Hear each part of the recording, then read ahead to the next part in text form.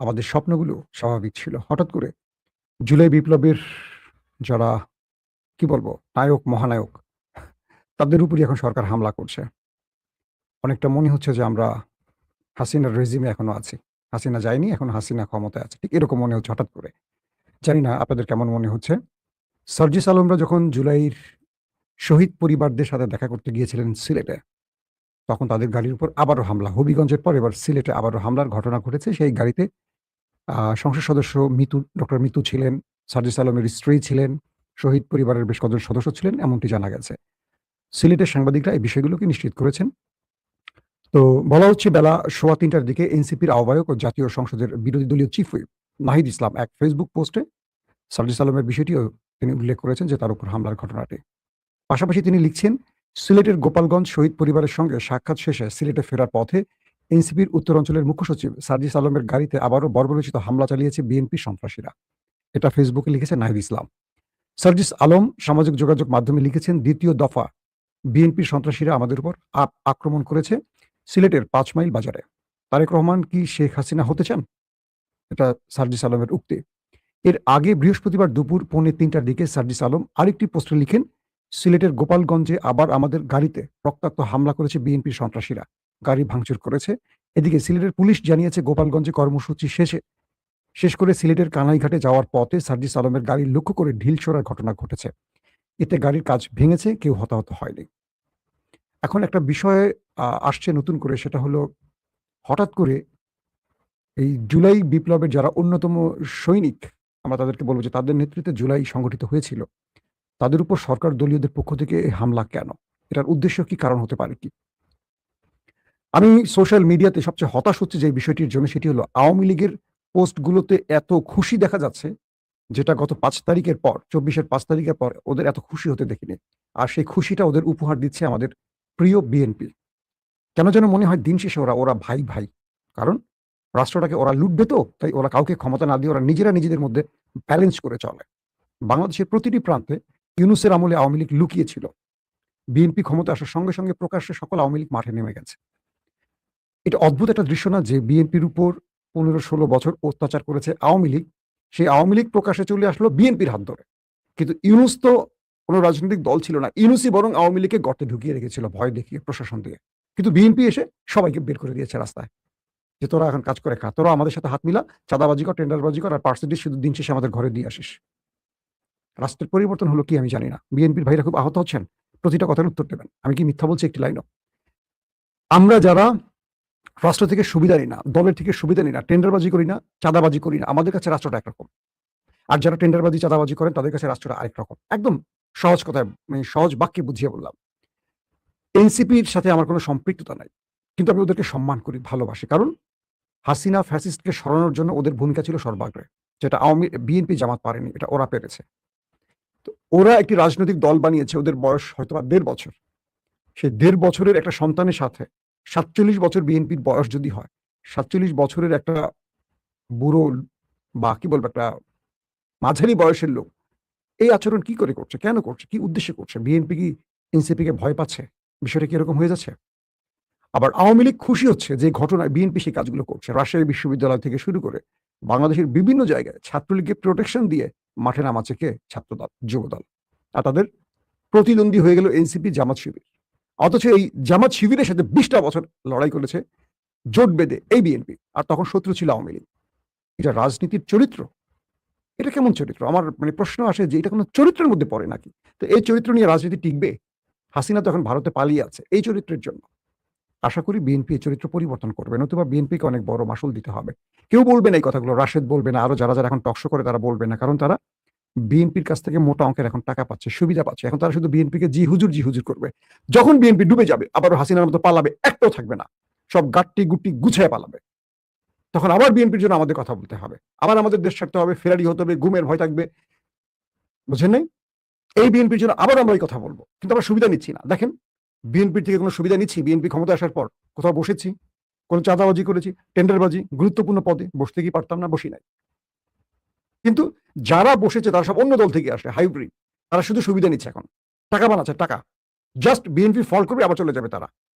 আবার বিএনপি বলবে আমাদের জন্য কথা বলো, একটু আওয়াজ তোলো। কিন্তু এখন যে আওয়াজ তুলি, এই আওয়াজগুলো বিএনপির ভালো লাগবে না এখন। এই তুমি তো আমাদের দলের বিরুদ্ধে বলছো, ভাই এই কাজগুলো কি ঠিক হচ্ছে? সিলেটের জনগণ আজকে দেখলাম গণমাধ্যমে বলছে যে সংসদ সদস্য ডক্টর মিতু তার উপর হামলা, এবং মানে ভালো পরিমাণ হামলা করছে, তাদের গাড়ি একদম ভেঙে চুরে, সার্জিস আলমের স্ত্রী সেই গাড়িতে বসে আছে। এটা রাজনৈতিক কোন কালচার? এই প্রশ্নগুলো আমরা করতে পারি না? আওয়ামী লীগের সময় যদি এই প্রশ্নগুলো করতে পারি, বিএনপি সময় করতে পারি না? আমাদের মানে সাংবাদিকতার কাজটা কি কোনো দলের দল দাস তো না, আমরা তো কোনো দলের অন্ধ আনুগত্য করতে পারি না। আমাকে অনেকে বলে, ভাই বিএনপির বিরুদ্ধে বেশি বললেন না। বিএনপি তো আমারই দল রে ভাই। এটার জন্য আমি কি করেছি আপনি হয়তো জানেন না, দল তো জানে। কিন্তু দলের থেকে সুবিধা নিচ্ছি না, এটা কি আমাদের অপরাধ? আমরা দেশটাকে ভালোবাসি। দল থেকে কোনো বাড়তি সুবিধার জন্য, চাঁদাবাজির জন্য তো আমরা নাম লিখাই নাই। আমাদের জন্য আফসোস লাগে দেশটা যখন অন্ধকারে যায়, কারণ আমরা দেশের জন্য সবটা করেছি, নিজের জীবন হুমকিতে ফেলেছে। খুবই দুঃখজনক ঘটনা হবিগঞ্জের পর সিলেটের এই ঘটনাগুলো আমাদের মনে করে দিচ্ছে যারা এই দেশকে স্বাধীন করেছে তারা নিজের এখন পরাধীন হয়ে গেছে। তাহলে তারা আরেকটা স্বাধীনতার জন্য লড়াই করবে, সেই লড়াইটা হবে বিএনপির বিরুদ্ধে, এটা তো বলাই যায়। তাহলে বিএনপি কেন নিজে যেচে এই বিপদ ঘাড়ে ডাকছে? যারা এখন আছে এনসিপি, জামাত, বিএনপি, এরা তো এক ঘরের লোক, এরা একটাই দল আমার কাছে মনে হয়। নিজেরা নিজেদের মধ্যে ক্যাচাল তৈরি করে আওয়ামী লীগকে সুবিধা করে দিচ্ছে কেন? নাকি বিএনপির মধ্যে আরেকটা বিএনপি ঢুকে গেছে যারা হাসিনাকে বাংলাদেশে ইনপুট করার জন্য এই রাস্তাগুলো করছে? আশা করি জনাব তারেক রহমান এই বিষয়গুলোতে সজাগ থাকবে, কারণ বিএনপির বিরুদ্ধে বড় ষড়যন্ত্র হচ্ছে। আর এই ষড়যন্ত্রটা বিএনপির ঘর থেকে করছে। এটা বিএনপির সমালোচনা না, এটা বিএনপিকে তার সঠিক পথটা দেখানোর জন্য কথাগুলো বলা। কারণ বিএনপি যদি ভুল করে, এই মাসুলটা সবচেয়ে বেশি তারেক রহমানই দেবেন। সো আমরা আশা করব এখান থেকে বিএনপি সঠিক পথ খুঁজে নেবেন। দর্শক, গুরুত্বপূর্ণ কয়েকটা খবর দিব। তার মধ্যে ইরান তার ট্র্যাপে ফেলে দিয়েছে আমেরিকাকে। এটা খুব ইম্পর্টেন্ট খবর। আমি একটু বাংলাদেশের খবরটা লম্বা করে ফেলছি বাধ্য হয়ে, এই খবরটা দিতে চাইনি। আমেরিকা ইরানকে ট্র্যাপে ফেলতে চেয়েছিল। সেই ট্র্যাপের অংশ হিসেবে তারা কাতার এবং পাকিস্তানের মাধ্যমে একটা ১২ দিন থেকে ১৫ দিনের যুদ্ধবিরতির চেষ্টা করেছিল। কারণ ইরানের হামলায় মার্কিন ঘাঁটিগুলো ধ্বংস হয়ে গেছে, তাদের রসদ শেষ হয়ে গেছে, তাদের প্রচুর সেনা আহত এবং নিহত। তাই আমেরিকা প্ল্যান করলো যে আমরা ১০ থেকে ১২ দিন বা ১৫ দিন একটা সিজ ফায়ার করে ইউরোপ থেকে বা আশপাশ থেকে আমাদের ঘাঁটি থেকে সেনা এবং আমাদের রসদ আনবো, এনে স্বয়ংসম্পূর্ণ হয়ে আবারও ইরানের উপর মানে ধুমধারাক্কা অ্যাটাক করব। তো হঠাৎ করে ইরানের কাছে ইন্টেলিজেন্স তথ্য পৌঁছে গেছে এরকম যে আমেরিকা ইরানের আক্রমণের জন্য তার জর্দান সহ কয়েকটি ঘাঁটিতে আবারও রসদ জড়ো করছে। তো এই ঘটনা শোনার সঙ্গে সঙ্গে বা এই তথ্য আসার সঙ্গে সঙ্গে প্রি অ্যাক্টিভ অ্যাটাক করে বসছে কে? ইরান, জর্দানে। মানে আমেরিকার সবসময় পাল্টা জবাব দিত, এবার আমেরিকাকে নিজেই প্রথম অ্যাটাক করে বসে ইরান এবং ব্যাপক ক্ষয়ক্ষতি করে ফেলে। তারপর আমেরিকা রাতভর ইরানের বেশ কয়েকটি শহরে ম্যাসিভ আকারে অ্যাটাক করে। এরপর সেই অ্যাটাকের জবাবে আইআরজিসি আজকে স্পষ্ট জানিয়েছে রাতভর মার্কিন হামলায় কেশমের ২টি আবাসিক বাড়িতে বাংকার ব্লাস্টার বোমা হামলা চালানো হয়। এতে একটি পরিবারের ৩ সদস্য, বাবা, মা ও এক শিশু নিহত হয় এবং আরো ২ শিশু আহত হয়েছে। বিবৃতিতে বলা হয়েছে যে, এটা আমি ইরানের আইআরজিসির তথ্যটি দিচ্ছি আপনাদের, যে এই প্রতিশোধ হিসেবে আইআরজিসি অ্যারোস্পেস ফোর্স সকালে আল আজরাক বিমান ঘাঁটিতে মার্কিন F-35 যুদ্ধবিমান ব্যবহৃত পার্কিং এবং রক্ষণাবেক্ষণ হ্যাঙ্গার লক্ষ্য করে বেশ কয়েকটি ব্যালিস্টিক ক্ষেপণাস্ত্র নিক্ষেপ করেছে। আইআরজিসি দাবি করছে যে এই হামলায় ৩টি F-35 বিমান সম্পূর্ণ ধ্বংস হয়েছে, আরো ৩টি মারাত্মক ক্ষতিগ্রস্ত হয়েছে এবং বেশ কয়েকজন মার্কিন কর্মকর্তা ও রক্ষণাবেক্ষণ কর্মী নিহত হয়েছে এটা ইরানের হামলায়। আইআরজিসি জর্দানের জনগণকে উদ্দেশ্য করে ভাষণ দিয়েছে এবং তাদের সমর্থন ও দেশের অভিজাত শ্রেণীর একাংশের নেয়া সোচ্চার অবস্থানের জন্য ধন্যবাদ জানিয়েছে। সংস্থাটি বলছে ইসলামী ভূমি থেকে শেষ মার্কিন দখলদারকে বিতাড়িত না করা পর্যন্ত মার্কিন বাহিনীর বিরুদ্ধে তাদের অভিযান অব্যাহত থাকবে। মানে একটি বিষয় স্পষ্ট হয়েছে, ৩টি F-35 মার্কিন যুক্তরাষ্ট্রের সবচেয়ে পাওয়ারফুল যুদ্ধবিমান যেটাকে বলা হয়, ৩টি ধ্বংস করছে। এটা হলো আজকের শিরোনাম। একটু পরে দেখবেন সব গণমাধ্যম এটাকে শিরোনাম করে ফেলছে যে ৩টি F-35 সম্পূর্ণ ধ্বংস করছে। এটা ইরানের জন্য সবচেয়ে বৃহৎ অপারেশন হবে গত ১০০ দিন বা ১২০ বা ৩০ দিনের মতো হলে যুদ্ধের। ২৮ ফেব্রুয়ারি থেকে ইরান যে আক্রমণ করেছে তার মধ্যে সবচেয়ে বড় অ্যাটাক হবে আজকের এই ঘটনাটি। কারণ হ্যাঙ্গার ধ্বংস হয়েছে, আরো বেশ কিছু যুদ্ধবিমান ধ্বংস হয়েছে এবং যেটি ওরা দাবি করছে যে ৩টি F-35 এবং সম্পূর্ণ ধ্বংস হয়েছে, এটা ইরান বলছে।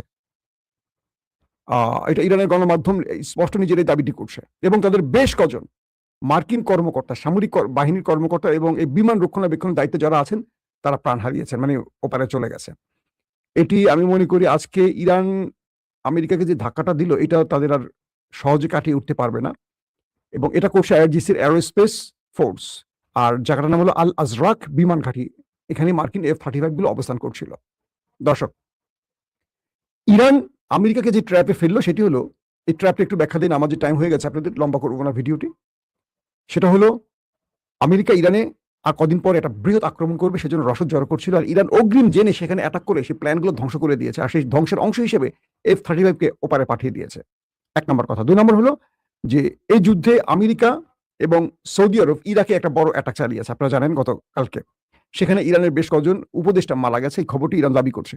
এবং এই ঘটনার পরপরই হুতি মানে ইয়েমেন এবং ইরাক একযোগে সৌদিকে পাগল করে ফেলছে। এখন সৌদি আরব এই যুদ্ধে এসে মহা বিপদে পড়ে গেছে। কিরকম?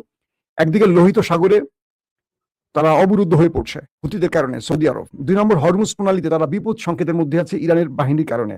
3 নম্বর, তাদের একটি শেষ পথ খোলা ছিল, সেটা হলো ইয়ানবু। এই ইয়ানবু বন্দরে আজ ড্রোন অ্যাটাক চালিয়েছে হুতিরা। অর্থাৎ সৌদি আরবের তেল রপ্তানির জন্য যে 3টি পথ, একটি হলো লোহিত সাগর, একটি হলো হরমুজ প্রণালী, আর শেষ ছিল ইয়ানবু বন্দর। এই 3টি পুরো ইরানের কন্ট্রোলে। সৌদি আরবকে মেরে তক্তা বানিয়ে ফেলতেছে আজকে 3টা পয়েন্ট থেকে। এবং বলা হচ্ছে তাদের যে লাস্ট ইস্ট ওয়েস্ট পাইপলাইন, সেখানেও হামলা করেছে।